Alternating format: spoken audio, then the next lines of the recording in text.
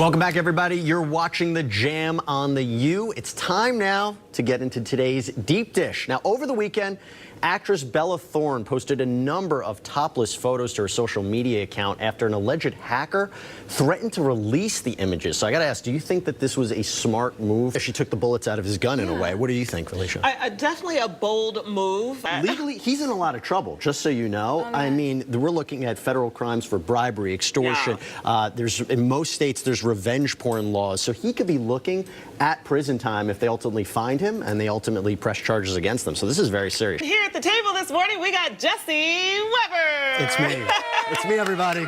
I'm here. I'm here. I made it. We've already gone through the Uncle Jesse jokes. But it's the reality. I'm an actual uncle to two adorable little baby nephews. So I'm proud to have that title. When it happened, it was amazing for me. How's that uncle life going? I mean, it's great. All you do is you get all the fun and none of the responsibilities. The juice is on the loose again, but this time on Twitter. Is this the Twitter account nobody asked for? I mean, really, when you think about it, I'd rather follow the fake OJ. Who's ever holding the camera, I wonder if they're like, please, Mr. Simpson, can I leave?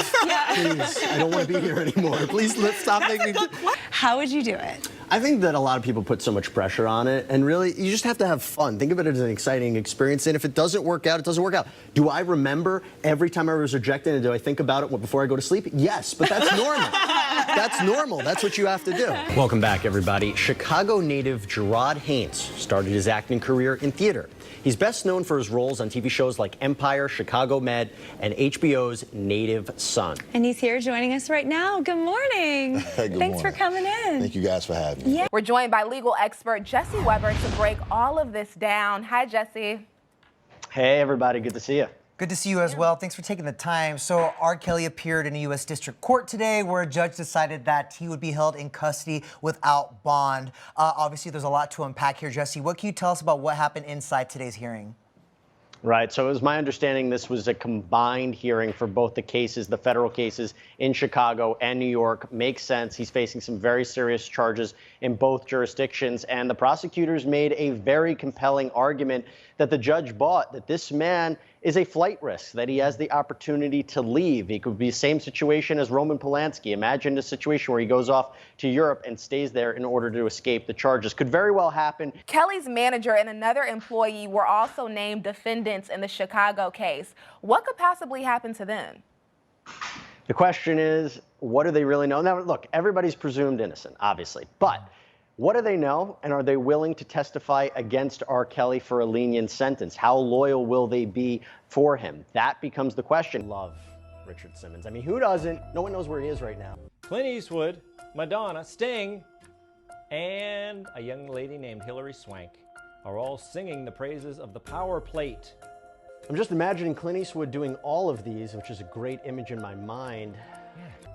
10 seconds. Sounds like the names of 3 movies that are very questionable.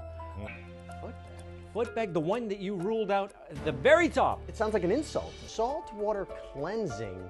I just feel like that sounds very refreshing. So I'm going to go with A. You like it? You want to go for one of those? Yeah, I do. A cleansing of salt water, maybe going in and out the body in different places. Is that the idea? If that's what it is, yes. Yeah. Even more so. According to the suit, Jesse, Ariana was in talks with Forever 21, but they fell apart when they wouldn't pay her rate. So what do you think they were thinking when they hired a model who looked so much like Ariana? I don't know what they were thinking. It was a very bad decision. I mean, let's just take a step back here. They went to her at first to do an endorsement deal, and they were turned down. Ariana was like, thank you, next, and she went the other way, and yet they still went forward. That's the problem. Good evening, everybody. This is Crime and Justice. I'm Jesse Weber, in for Ashley Banfield. The mystery behind a bizarre shower death might have been busted wide open once again. Listen, there's a separation of church and state for a reason, and I want to touch upon what you said. You can teach about religion, you can teach about the historical, cultural significance of it, but you can't teach the practices of it. You can't celebrate it in school. Seems like a pretty good story, except you know who didn't believe it? The jury. She went missing. No one knows where she is. She didn't show up to her court appearance, which means the police have to start looking into the daughters, and they want to get the cell phone data from the daughters, correct? What are they hoping to get? And I have to say, isn't it ironic, the fact that she doesn't want her family brought in, but now they have to be brought in because she's nowhere to be found. This is because of the policy in the school that we are not going to name one person who got the best grades. Let me tell you something. There are winners and there are losers. And they people that complain that, oh, we were off by a decimal point and we didn't get to the top. What does that say about the Olympics? He faces anywhere from 40 to 125 years in prison. And right now, Judge Aquilina is listening to all of these survivors, each one of them providing powerful statements. Allergy medication. I've taken it. People have taken it. Can you die from it? The only person that can fire Mueller is the deputy AG, Rod Rosenstein. That's the only person. Now, so if he couldn't even do it, then how do you get to obstruction? Trish, I love being on your show, but there's no reason we should be talking about this. I've heard of involuntary intoxication. I've heard it with alcohol. I've heard it with drugs. Acne medication? There's no way that this can possibly fly in a courtroom. Said he's partying on the beach when, hey, he should be working on getting the problem fixed. That's what anybody who sees that is going to think. My biggest issue with that was the sandals. I don't think that was a good look. I think that's where you put it. First of all, Chris, wow. Who does number one. But yes, when you look at the inducing panic statute, they clearly fall under this. The idea that a 73-year-old wheelchair-bound man who suffers from different ailments would go out and murder witnesses before they have the opportunity to testify at trial, even me saying it is ridiculous. We had the Golden State Killer, the Timothy Coggins case in Georgia, now this. They keep happening over and over. Why is it happening so much today? Details and new questions are emerging about the apparent suicide of accused pedophile and multimillionaire Jeffrey Epstein. He was found dead on his cell floor Saturday morning. Breakdowns in procedure at the jail he was being held at are at the center. First, the Wall Street Journal is reporting that Epstein was taken off of suicide watch at the request of his lawyers. Second, guards should have checked on him every 30 minutes. But that didn't happen. Jury deliberations, they began today after powerful closing arguments in a chilling case out of Tennessee. Eric Boyd faces life in prison if convicted in the deaths of 21-year-old Shannon Christian and 23-year-old Christopher Newsom.